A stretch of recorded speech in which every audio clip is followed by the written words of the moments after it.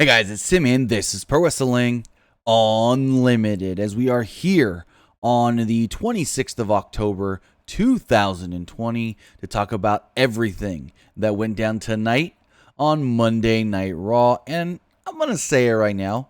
I thought, okay. Let me rephrase, not really rephrase, but let me fix my camera for a second. Okay, let me think about how I'm going to say this for a second.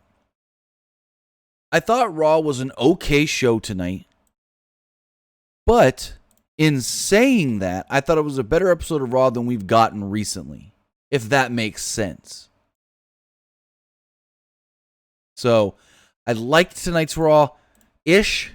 I didn't hate it. I thought it flowed pretty well. It didn't seem to drag on, and it didn't feel as long as normal. So, that's a positive. But with that, I want to say thank you for joining me here tonight, twitch.tv/PWUnlimited. If you're here on Twitch watching us, then I want to say thank you to all of you that have been helping us out over these last month in raising money for victims of the Creek Fire. Because remember, you can support us here on Pro Wrestling Unlimited a couple of different ways. Either with a donation, where we've gotten a good amount of those, or with some bit donations as well. You can hit that button down there below in our About section to do the normal donations. Also, you can support us by subscribing to the channel one of two ways. Either you can subscribe with a tiered subscription, just like Broken King Slender did for 3 more months, or with Amazon Prime, because if you have Amazon Prime, then you have Prime Gaming. And with Prime Gaming, you get 1 free subscription to any Twitch channel that you want to support throughout the month. And I would greatly appreciate it if that one Twitch channel you supported was us. Remember, all the money we do make here on Twitch for the foreseeable future will be going into a fund to help families in need that have been displaced by the Creek Fire. I say it all the time. I know families personally that have been impacted by the Creek Fire here in Central California. I know one family that lost their home and a few others that are living 30, 45 minutes away from their home with family. So with that, again, any money we do make here on Twitch does go into a fund to help those families. And my big goal right now is particularly families with younger children that may not get much for Christmas. That's who I want to help out first, and then help out the other families if we have enough funds that would need it. So I appreciate everybody that's donated and stuff so far. Also, remember, if you want to be part of tonight's show, you can do so by texting in to 510-906-1341. Again, that number is 510-906-1341. Give me 1 second, guys.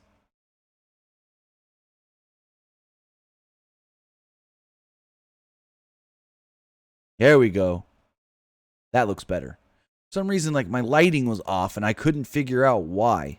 It was the light behind me wasn't set properly. There we go. Now we're all good. Remember, guys, like I stated, number down here at the bottom of the screen, 510-906-1341. We got Monday Night Raw to talk about, so let's jump right into it. The show kicked off with, I don't want to say it, but the former WWE Champion in Drew McIntyre. McIntyre came down to the ring, talked about what happened last night at Hell in a Cell. He said, well, I've got no excuses for losing to Randy Orton, but promised that he would be WWE Champion again. McIntyre prided himself on getting up even stronger after getting knocked down. McIntyre knew that people thought that he should be more upset by losing, but that's not his mindset. That's what makes you afraid, and he's not afraid. McIntyre would then be interrupted by Miz and Morrison. Miz wanted McIntyre to take a bow. McIntyre warned them not to get too close, not in that great of a mood. Morrison ran down everyone McIntyre has beaten along the way. Miz said that this wasn't an impressive list, and he's going to go on to become 2-time WWE Champion because he's now 2-time Mr. Money in the Bank. He said, Drew, here's the thing. You're standing here without the championship. And if you were the champion coming out of Hell in a Cell, you'd still be the same way because I would have cashed in on you. So is he saying, did Miz say that he would have felt it easier to cash in on McIntyre than Orton? Because he said, if you were still the champion, I would have already cashed in on you. If that's the case, why hasn't he cashed in on Randy yet? Just saying. Miz said that McIntyre, I don't know, this went on for a little while. McIntyre then headbutted Miz. Morrison began using a Scottish accent and said, hey, we talk the same. Let's team up. Let's be friends. That didn't work for McIntyre. Not at all. McIntyre was about to do his worst, but Miz saved Morrison with a chop block. Miz and Morrison ran away. McIntyre stomped on Morrison's sunglasses. He called them idiots and said they're in for a long night. Tom Phillips mentioned Survivor Series being the one night of the year where Raw and SmackDown superstars will get to go face to face. And my thought was, what about the Royal Rumble? Duh. That's a match where Raw and SmackDown superstars face each other. Anyways, Tom Phillips let us know that we will have qualifying matches for the men's 5-on-5 match. We also then learned, well, actually, McIntyre was interviewed. Or no, he wasn't interviewed. He said something into the camera, I've got an idea. I'm going to go talk to management. And we learned that idea was him versus Miz. And they gave him the okay on it. So next up, AJ Styles came out. I can't song Styles came. I didn't ask for that, Alexa. Always with that run-in. Always. So AJ Styles entered with Jordan Amogben, who was not announced by the announcer. We still don't know what this guy's technical name is. Last week, the graphic identified him by name, but this week didn't. So I don't know if maybe they're contemplating a name change or something. Styles said everyone must have missed him on Raw. He didn't think that he should have to qualify to be on Team Raw. He should be automatically named the team captain. Styles warned Jeff Hardy not to try and cheat again, or else his associate will make him wish he never put down the bottle. We got a pretty good match here. AJ Styles versus Jeff Hardy. I mean, what do you expect? It's AJ Styles and Jeff Hardy. And I only would expect greatness. Hardy tried to dive to the outside very early, but was caught by Amogben, who just held Hardy there. Who just grabbed him and just kind of like, what do I do now? And then we go to commercial. They didn't even bother letting us know what happened during the commercial. The two were just fighting back in the ring, AJ and Jeff. Hardy made a comeback and got a few 2 counts until Styles hit him with a fireman's carry neckbreaker. Hardy fought back, but Styles yanked him off the top and hit a rack bomb for a 2. They countered each other's finishers until Hardy used a facebuster. Hardy went to the top, but took a moment to look at Amogben, and Styles knocked him down again. Styles pushed him into the post, clotheslined him, and then hit the phenomenal forearm to pick up the victory. So AJ Styles is the first person to qualify for Team Raw. Elias would then appear and smash the guitar over the back of Hardy. So, cool. Elias and Jeff Hardy isn't over. I mean, we assumed as much when we had the DQ finish the pay-per-view.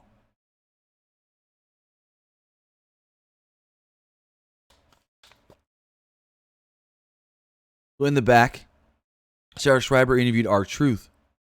Truth said, I plan on scouting my competition. They're going to have a tag team match tonight. Gulak and Tozawa against the Lucha House Party. Maybe I'll go out there and watch it. And she goes, whoa, Truth. Isn't that a little dangerous, you being the 24/7 champion and all? And he said being the champion was dangerous. I eat dangerous, and I sleep dangerous. Cool. Tom Phillips mentioned their partnership with Susan G. Komen, which they didn't hype up as much as normal this year. And then we got that tag match, Lucha House Party versus Tozawa and Gulak. Didn't even go 3 minutes. Truth entered the match about a minute in. Tozawa crept up behind him and used a schoolboy as the second referee counted to 2. Truth fought off Tozawa and ended up in the ring. A few others tried pinning Truth, but he knocked each of them down. And he kicked out each time. Lince Dorado tried a high cross, but Truth moved. Dorado hit Gulak with the move instead and won the match. So Lucha House Party picks up the victory. Everyone tried pinning Truth after the match as well, but he kept kicking out and running away. Very, very dumb. Also, our poll has finished. What did you guys think of tonight's Monday Night Raw? 78% of you said that it was all right. 11% of you said you liked it. And 11% of you said you didn't like it. So, hey, to each their own. Basically, you guys thought it was all right. You didn't hate it. Well, at least most of you didn't hate it. Going forward, we had Firefly Fun House. They had a tea party. Bray dressed up as the Mad Hatter from Alice in Wonderland. And then we get a special guest, and that was Alexa Bliss, who brought her own special blend of tea. Rabbit drank it and said, "Ooh, it's pretty good. What is in it?" And she mentioned a couple different things. I don't remember exactly. And then she goes, "Oh, and a hint of arsenic." The rabbit puppet then died because of it. Wyatt stated they were all mad. Bliss asked how he knew that she was mad. He said, "Well, you can only come join me here if you're mad." We then got some glitches on the screen. Bliss's eyes turned to red, and she said, "Let him in." Her eyes returned to normal, and she plugged a moment of bliss with Randy Orton later on in the night. Wyatt had a stern demeanor, standing next to the painting of his shed burning down, as screaming played in the background. I believe it was the same screaming we heard when Randy burnt down Bray Wyatt's shed. The rabbit then woke up, so Wyatt smashed it back to death. He was then excited and looked forward to seeing Randy later tonight. Next up, Keith Lee was interviewed by Charlie Caruso. No mention of Braun Strowman or any of that stuff. Well, no. I take that back. There was. He said Braun cheated, but he had a bigger thing to worry about tonight, and that was Elias in qualifying for Team Raw. And we knew Keith Lee was winning this match because Keith Lee impressed Vince McMahon last year in the Survivor Series match. So there's no way Keith Lee was not getting added to this match again this year. So next up, Nia Jax and Shayna Baszler approached Adam Pearce. Jax said that the women wouldn't be having qualifying matches because she made a list of women who should be on the team instead. She gave Pearce the list. Baszler had a list of her own, which Jax didn't appreciate. Pearce said that he would consider each of their lists and make a decision later tonight. Baszler asked Jax if she was on her list. Jax said, "Wouldn't you like to know?" and left. We then got our second qualifying match tonight. It's Keith Lee versus Elias. Match went about 10 minutes. Elias plugged his new album and tried to start a performance before Lee interrupted. Elias went after Lee. And whoa, hold on. Before I even talk about this match. So they're over here saying Elias's new album is already at number 2 and it only dropped today on iTunes and Apple Music. And then they say number 2 on the soundtracks chart. It's ahead of everything but Hamilton the musical. And I go, really? You're gonna plug that his album's number 2 and it's on the soundtrack chart? So it's not even up against, and no disrespect to Hamilton the musical or Frozen 2's soundtrack, which is in 3rd place, not up against a real album from a quote unquote real artist. And so for them to tout, and then later on they go, breaking news, not to interrupt this match here, Elias's record has gone number 1 on the soundtracks chart. And I'm like, who fucking cares on the soundtracks chart? Like, that just makes no sense. No one freaking cares about that. So we had Elias and Keith Lee. Elias went after Lee on the outside, but Lee pounced him over the announce desk, and they went to break pretty quickly, like 2 minutes in. Lee was in control until Elias took over after the break.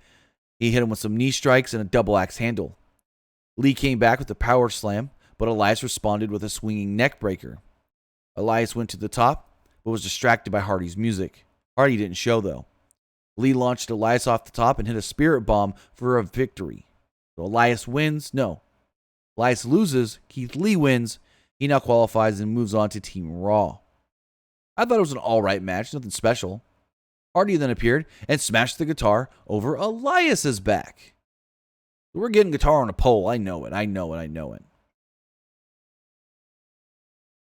Backstage, some guy was about to enter the bathroom, but the Hurt Business stopped him.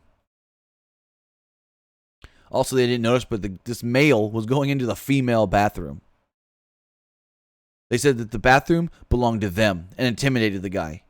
He tripped and ran away. Hurt Business laughed. Kelly Caruso then approached Randy Orton. She asked if he was concerned that the Fiend may show up later tonight in his Moment of Bliss segment. Orton said, I don't care. I don't care about him, Roman Reigns, Drew McIntyre. The only people who should be concerned are people who cross me. We then get a video package for Hurt Business versus Retribution. We then get the announcement that at Survivor Series, it will be champions versus champions. Bobby Lashley, the U.S. champion, will take on the IC champion Sami Zayn. The WWE champion Randy Orton will take on the Universal champion Roman Reigns. New Day, the Raw Tag Team champions, will take on Street Profits, the SmackDown Tag Team champions. The Raw Women's champion Asuka will be taking on SmackDown Women's champion Sasha Banks. And then 5 men and 5 women from SmackDown. 5 men versus 5 men from SmackDown. 5 women versus 5 women from SmackDown. So going forward, we got an 8-man elimination tag team match. It was the Hurt Business against Retribution.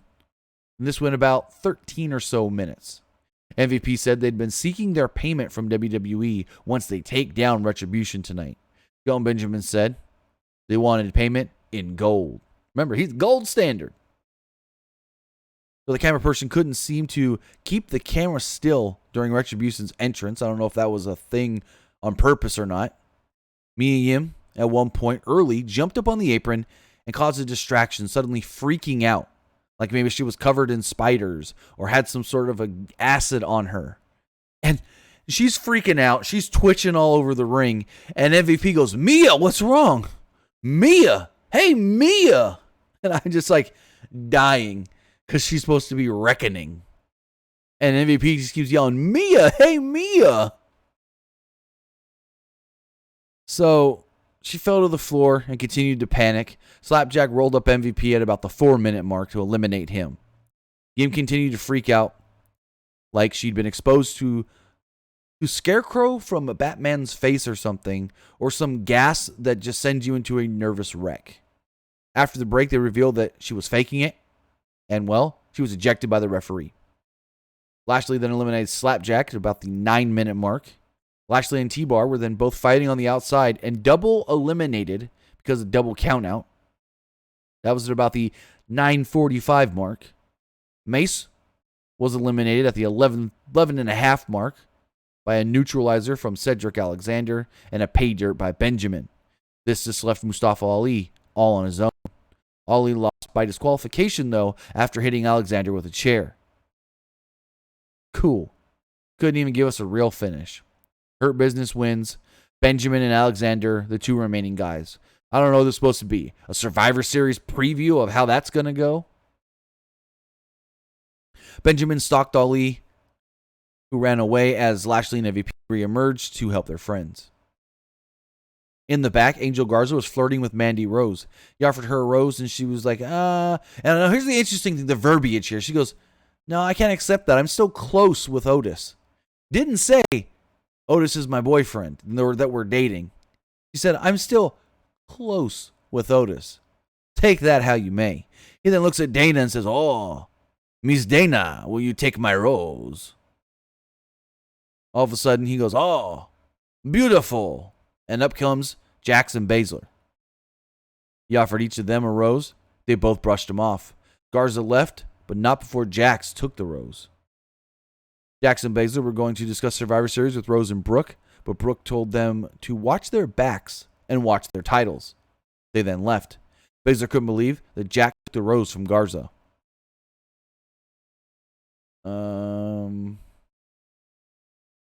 They then plugged that Elias' album was number 2 as Drew McIntyre was in the ring waiting for his match.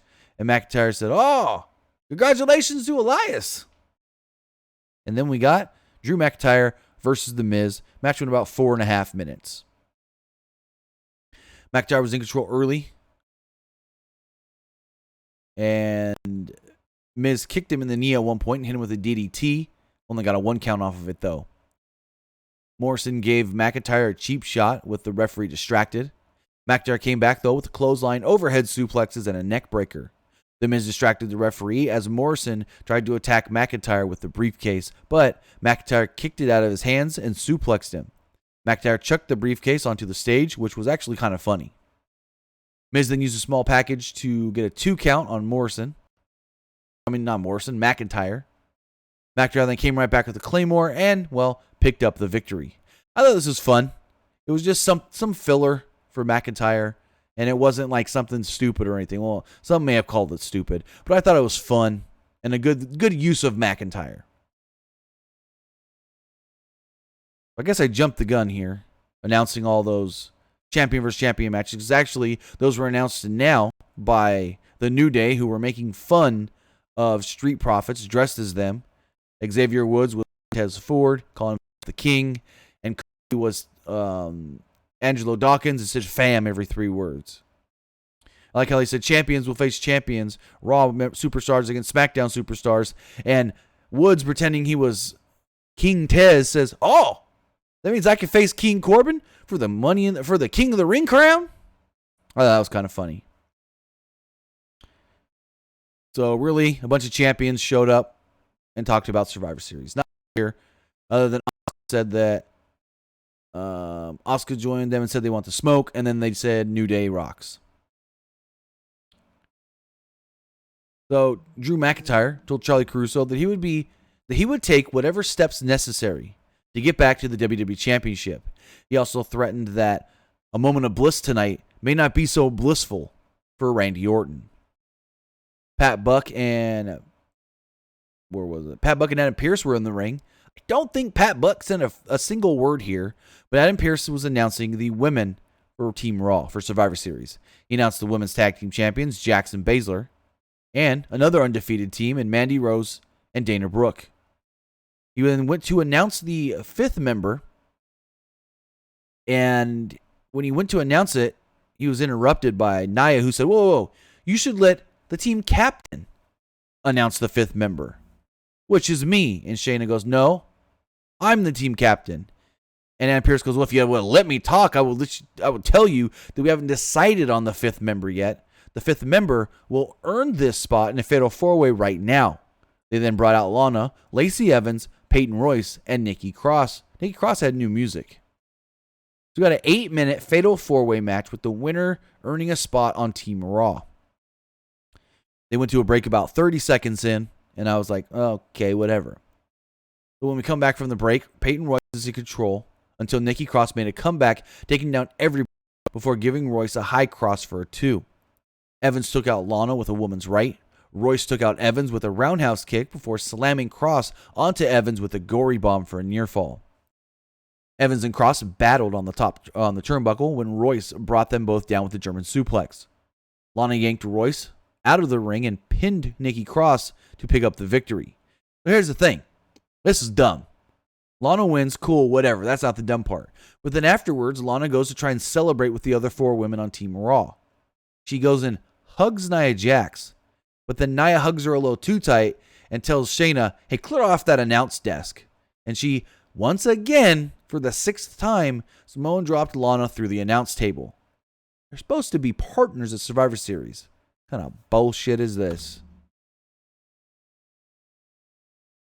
Charlie Caruso approached Randy Orton at his locker room and said, hey, are you worried about a moment of bliss tonight? You know, Bray Wyatt might show up. And he was like, no one knows Bray Wyatt better than me. I ain't worried.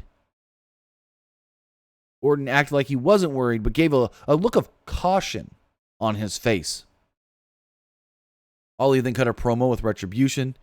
He said we would suffer and they would win. Well, I haven't won anything yet, so fuck that. We got our final qualifying match of the night. It was Sheamus versus Matt Riddle in a 13-minute match that was actually pretty good.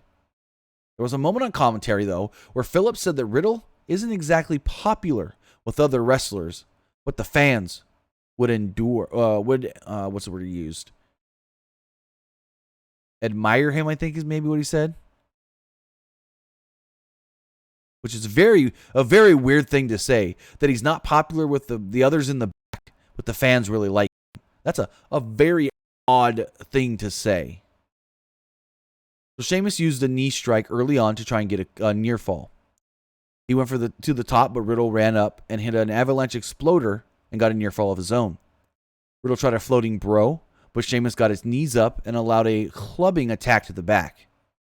Riddle countered a white noise into a sleeper. Sheamus slipped out, but missed a bro kick, and Riddle followed this up with a German suplex for a 2. Finish of the match saw Riddle try to lift Sheamus, but his back gave out. Sheamus followed this up with a bro kick and pinned him to qualify to Team Raw. So Sheamus qualifies. We now know of 3 men on Team Raw. It is AJ Styles, Keith Lee, and Sheamus. 2 more spots still open. They did not tell us who those two other wrestlers could be. I have no clue who's going to even maybe qualify or be in qualifying matches. But I did like Sheamus versus Matt Riddle. I thought it was a really good match, even though Riddle can't win a fucking match to save his life. Then we move on to our interesting main event. It was a moment of bliss. Special guest Randy Orton. Bliss introduced Randy Orton. She was way too blissful and cheery. She told Randy, "Take a seat. I promise, I won't bite." He declined and said, "I'd rather stand." She spoke like a child and seemed very overscripted. She asked Orton about his surprising win at the pay-per-view, and he said, "Well, what's so surprising about it?" She said no one wanted a comment about him and McIntyre burning the house down. Orton knew that this was a reference to Wyatt. He then asked her, "All right, where's the Fiend?" McIntyre would enter instead. He brawled with Orton as Bliss sat on the top rope, pointed, and just laughed at all this going on. McIntyre continued to beat up Orton and cleared the furniture out of the ring. McIntyre set it for a Claymore kick when the lights went out.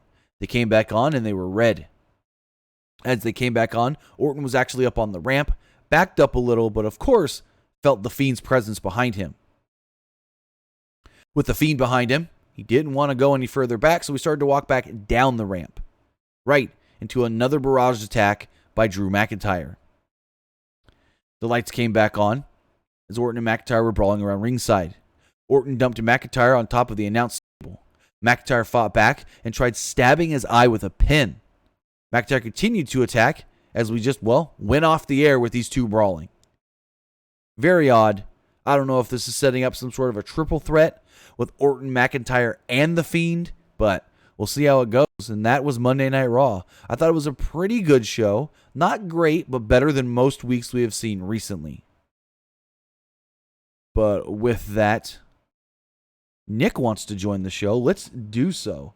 Give me 2 seconds while we get Nick on the line. While we do that, your text messages, remember to be part of the show. You can do so by texting in to 510-906-1341. Dang, Nick's already calling. Let's go here. Did I miss him? Nick, can you hear me? Yeah, I can hear you just fine. Can you hear me? You're a little low. All right, let me go ahead and turn There you myself. go. Perfect. Cool. Anyway, yeah, so I think this episode of Monday Night Raw told me that I should never watch WWE shows again, ever. Why would you say that? Just fucking poor Mia Yim, bro. Like, I don't know. I get that it was like a Friday reference. True. But fucking, I don't know. Something about this woman getting like signed to NXT and how everyone was like going ape shit banana monkeys for it. And they were like, "Oh my God, Mia Yim is coming to WWE. She's going to do so good. That's going to be such a good boost to this very much struggling women's division." She gets brought to Raw as part of everybody's favorite faction, Retribution. And instead of being like, I watched a Mia Yim match where she stomped out somebody wearing a pair of Timbs. Tonight, I watched her seize on the ground and slap away fake bugs off of her. Here's the thing about that. One of my aunts is a very big drug addict, and I've seen her do that in person, thinking there are spiders inside of her, scratching at herself, literally scratching holes in her skin. The get the ants off of me, that is a commonly said phrase for like people that have addictions to No, meth. my aunt went to the doctor and said, "Hey, doc, you need to get these fucking spiders out of me." It's and like, you know, that for me, like watching that on Twitter, I had worked all day today, and like looking at my phone and seeing that happen, I just couldn't help but feel like they don't want us to watch this. They don't want you to, like, they are actively trying to get you to not watch this shit. Like, something about, and I also feel genuinely uncomfortable seeing Alexa Bliss dress up like a little girl and talk like a child as a grown adult makes me physically fucking uncomfortable. It was a little weird. It was weird as fucking piss, bro. I mean, I'll say it was okay during the Firefly Fun House segment because she wasn't as childish, but then they ramped it up in that main event. Yeah, it makes me uncomfortable, bro. Like, I just want to watch. Like, okay, you got Randall as champion, and you're gonna do something with the Fiend. You can make up for that, like, stinky Mania match. True. Okay, cool. I'm on board. But when you give me like Bray and Alexa dressed up like fucking like Bray looks like not Charlie in the Chocolate Factory. No, he was the and Mad Hatter from Alice in Wonderland. I've never seen it, so that would make a lot more sense. So he's the Mad Gotcha. Hatter, and Alexa Bliss looks like a Hot Topic employee when Hot Topic was popular. Now Like, remember though, hopefully we don't get another House of Horrors match with Orton and Wyatt. hopefully we do get another.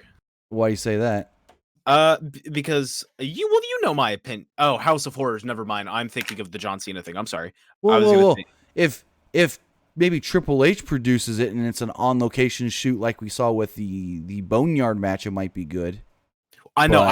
I want something more along. I would love to do like a travel down Randy Orton's like past if Bray did one of those things. But that's beside the point. Now I'm talking about positives. I only want the fucking negatives right now because there's a lot of negatives that stood out to me tonight.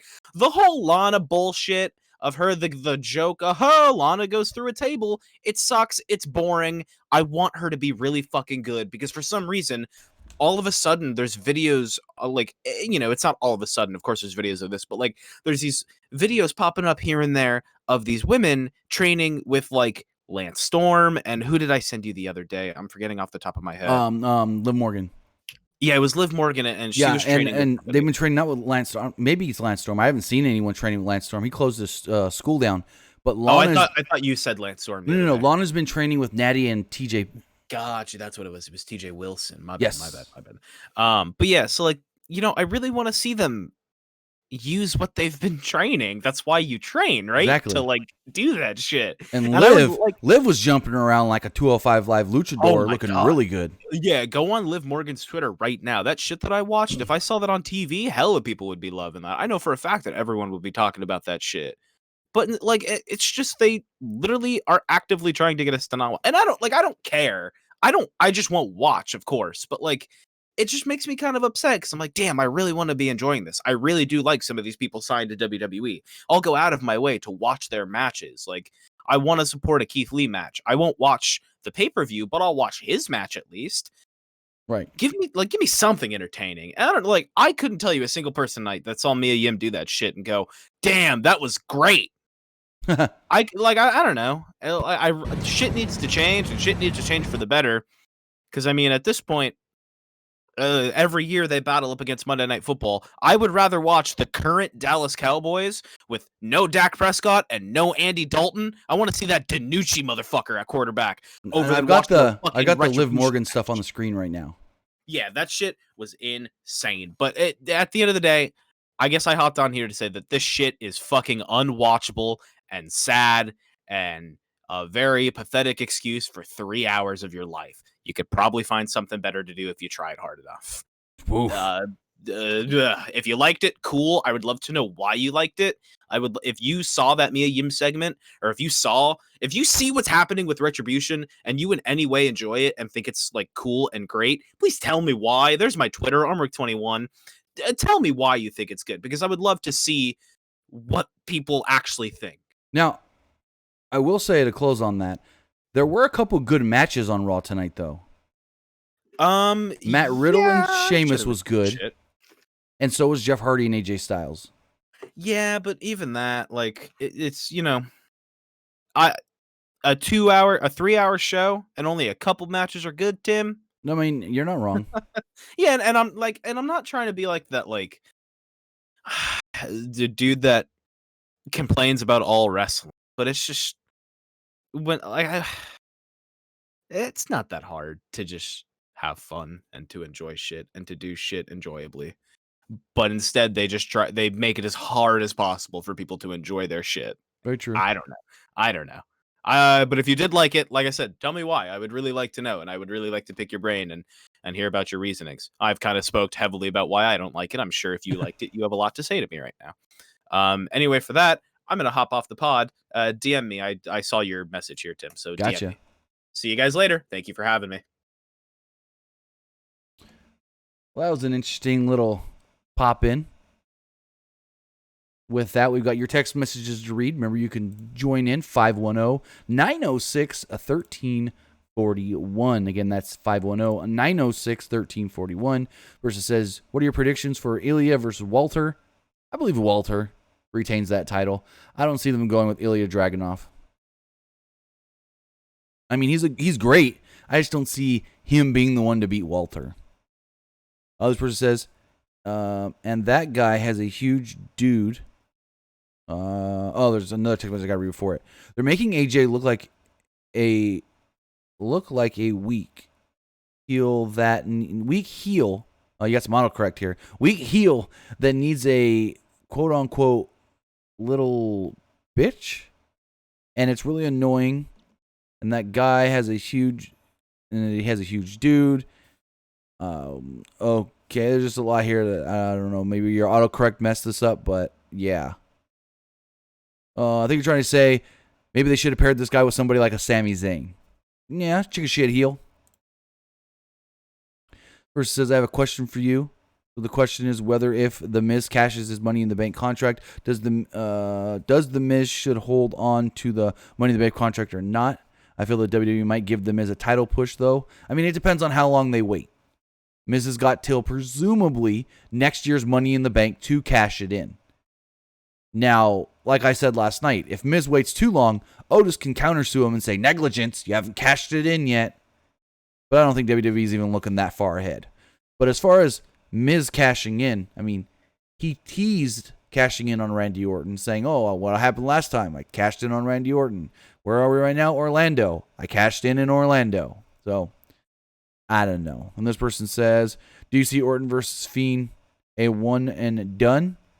Or the next feud until they bring Edge for another possible WWE title? So the plan that I heard last, and Dave Meltzer also reported this, was Orton versus Edge for the WWE Championship at WrestleMania. Now, what they do in the meantime, maybe they get 2 matches from The Fiend. Now, you gotta remember, Survivor Series, it's Randy versus Roman. So we don't have to worry about that. We got to worry about TLC. We got to worry about Royal Rumble. We got to worry about Elimination Chamber and then go to Mania. We've got 3 pay-per-views we got to worry about before WrestleMania. So they can maybe drag the Bray stuff out. And especially if it's Bray and Drew going at Orton, they can drag that out for a few months. I don't know, 6 months, but they can drag it out for a few. But with that, guys, I want to say thank you for joining me here tonight. Twitch.tv/PWUnlimited. Remember, you can join us here for all of our different reviews. And if you missed any of it, you can check those out. YouTube.com/Pro Wrestling Unlimited. Remember to follow us on social media as well. Facebook.com/Pro Wrestling ULTD. Follow us on Instagram by searching for Pro Wrestling Unlimited. And follow us on Twitter at PWUnlimited. So with that, guys, I want to say thank you for joining me here tonight, and I'll see you Wednesday for AEW Dynamite, and not just any NXT, but NXT Halloween Havoc. Have a good night, guys.